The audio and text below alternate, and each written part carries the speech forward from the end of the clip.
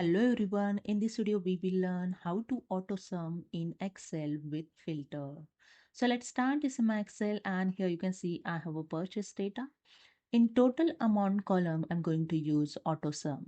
Simply select the cell and use the Alt is equal to, and here you see the range of data is automatically selected with the sum function.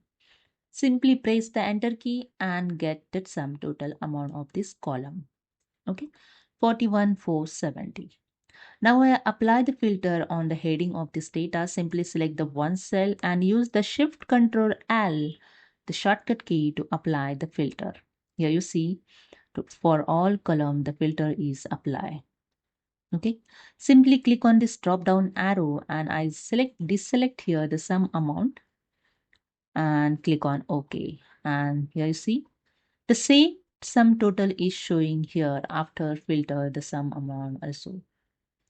When I select this selected amount, see the sum total of 35,914, but here is showing the total sum of full column. Okay, for that I remove this and use the same shortcut key Alt is equal to. Now you see the range is automatically selected with subtotal function. Press the enter key and that's it. Here you see the filter amount only showing here the sum total.